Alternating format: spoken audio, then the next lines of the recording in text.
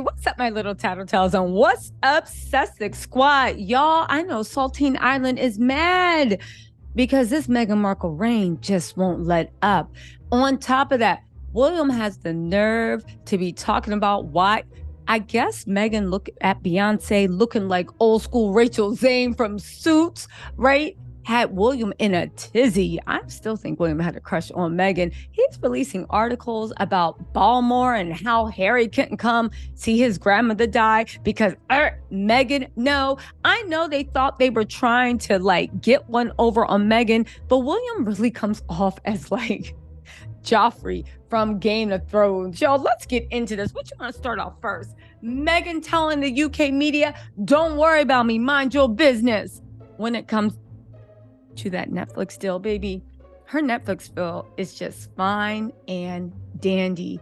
As a matter of fact, she was kowtowing with the head of Netflix and his wife. Baby, she is more than good and Netflix, and they are more than happy about her. The UK media can still hold up Spotify like, oh my God, they lost the Spotify contract. Again, I'll say this once and I said it again. Lots of people lost Spotify. Spotify is trash. You see the way they handled it. I wouldn't work with Spotify again if I had it, but that's just me. Y'all, let's get in. Listen, Meghan and Harry are doing good. They tried to post a bunch of pictures of Harry frowning, looking at his phone. Give me a break. They were loved up. The whole concert, happy, and they should be. They're even looking to buy a Malibu house. You know how you know they're happy? Because there's all these things about Meghan and Harry are living separate lives. Explain to me how Meghan comes out looking drop dead gorgeous. Harry is looking his usual suave self, right? But let's get it right. Meghan is the star of that show, okay? Was looking his usual suave self. They are hugged up. They are happy. I know the British media doesn't know what it looks like when two people are actually working. They can't do everything together. They branched off into separate projects.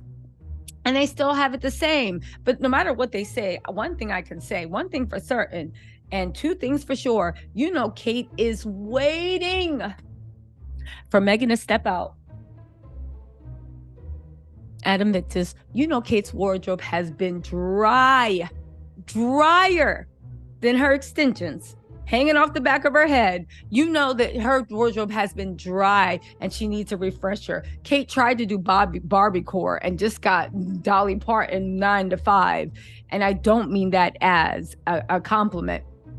Anyway, y'all, let's get into William and how he just sounds absolutely insane. Just insane. And here's the thing with the royals. They are so tone deaf. How? Right? How do they think that this plays out well for them? Let's pull this up. Royal sources are saying that it's Harry's fault he missed his grandmother passing away because he wanted to bring Meghan. Now, interestingly enough, in all this, right? You know, the one angle that I feel like a lot of people are missing, and maybe I'm reading too much into this, but you know, everybody's making a big deal that Meghan wasn't welcome on the Queen's deathbed. But it looks like Kate wasn't welcome either. They're always making a big deal about Kate is the silent power behind the throne. Kate's this, Kate's that, Kate's ada, this, that, and the third. But they told Kate she couldn't come. And Kate didn't choose to stay home with the kids. She had to stay home with the kids. What does it say that somebody's dying and you're not invited? I don't know, y'all. Let's get into this. And they said Buckingham Palace announced at 12:50 p.m. that William, Andrew, Edward, and Sophie were on their way to Scotland. And I'm like, okay, get to the point, right? Things should have now have moved at a dizzying speed, with a military jet laid on to whisk the royal party to Scotland, reportedly due to take off at 1:30 p.m. In the event, however, it didn't take off until 2:40 p.m. A military source has told the Daily Beast that the delay was caused by a row within the family, who were outraged by a suggestion by Harry that he and Meghan could be given a spot on the plane. Meghan's a part of that family. Meghan was very close to the queen. So that they let their granddaughter be named Lilibeth. Imagine the fact that this is your grandmother, someone they all claim to love. This is your mother. You would think that when someone is dying, you would really go out your way to put bygones so they could have their loved ones around. The fact that they use this moment to pull rank, it shows like, it shows that they never get it. This is where the monarchy is going to fall. And this is why I love when they do this. Again, maybe this is cultural and maybe it's an age thing, but I have a feeling that this type of, that's why they never want to acknowledge mental health in the royal family and in like the old UK guard. Because if they did, they'd have to acknowledge a lot of their toxic behaviors. But I can say that this is the beginning of the end. Let's get more into this because now it gets really crazy now. Okay. While the Netflix show Harry and Meghan has not been screened, they screened that minute by minute, hour by hour. They probably even had some apple chips to feed Camilla so she sat still. Okay. And Harry's memoir had not been published.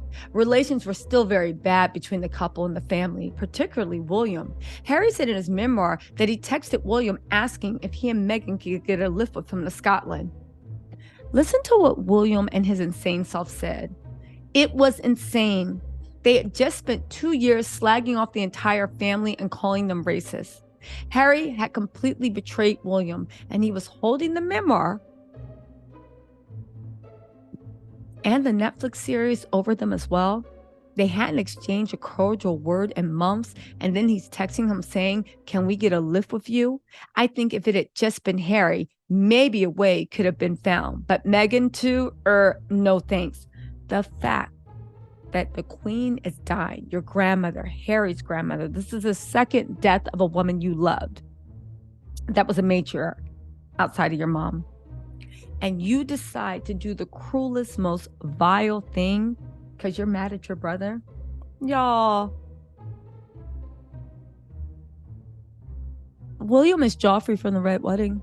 William is insane. He's out of his mind. And William is so petty and vindictive. He really is the epitome of you'll cut your nose off to spite your face.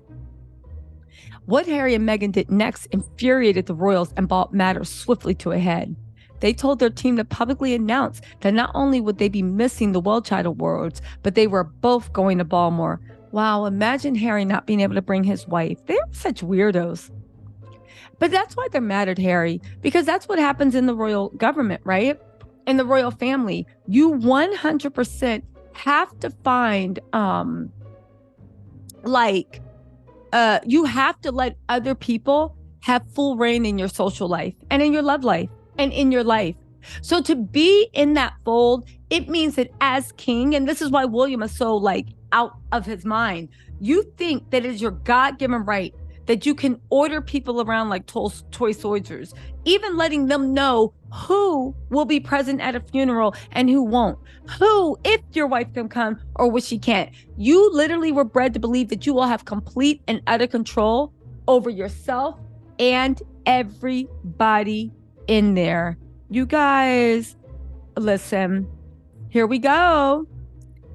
He said, if that was the Sussex plan, it didn't work. The moment he heard Harry and Meghan's statement, Charles knew he had put his foot down, and Charles knew he had to put his foot down, and he called Harry and told him not to bring Meghan. Harry described the sequence in the events.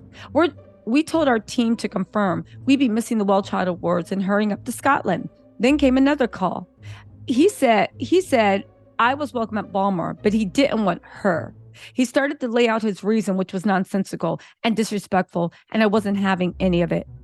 Don't ever speak about my wife that way, he stammered, apologetic, saying he simply didn't want a lot of people around. No other wives were coming. Kate wasn't coming, he said. Then that's all you needed to say. In Harry's telling, by the time this unseemly argument with his father concluded, it was mid-afternoon. He hadn't heard from William, who had texted looking for a lift, and so he had to charter a private plane. However, a military source said that the RAF jet carrying William, Edward, Sophie, and Andrew, sat on the tarmac at Norfolk Airport for up to an hour before taking off at 2:40 p.m. A source said they believed the delay was uncertainty about whether Harry was expected on the plane. You guys, why did William release this? Did he want everybody, Meghan, to know that nobody likes her? She's having the best weekend of her life. She's looking so good. Harry's looking happy. They're looking for a new property in Malibu. It's probably going to be somewhere between 15 and 20 million. They got the money. And you release this? And you do it to what? Make yourself look bad? Yo, I'm confused at this point. I'm really confused. But it makes sense to them. Y'all, let me know what you think in the comments. This just solidifies that Meghan was so smart to get away from Saltine Island. I see why as soon as they said you can't be half in and out, they were like, well, but we are out. Because you see right now that you are literally living in Gaslight Island, an upside down world where they really think acting like savages, right? Brutal. Like they're like just brutal, like their colonizer blood is still in. Y'all, I can't wait till this family falls from grace, but we're not gonna have to wait too long because it looks like William is always putting a nail in that coffin. Anyway, y'all, let me know what you think in the comments. I'll talk to y'all later. Bye.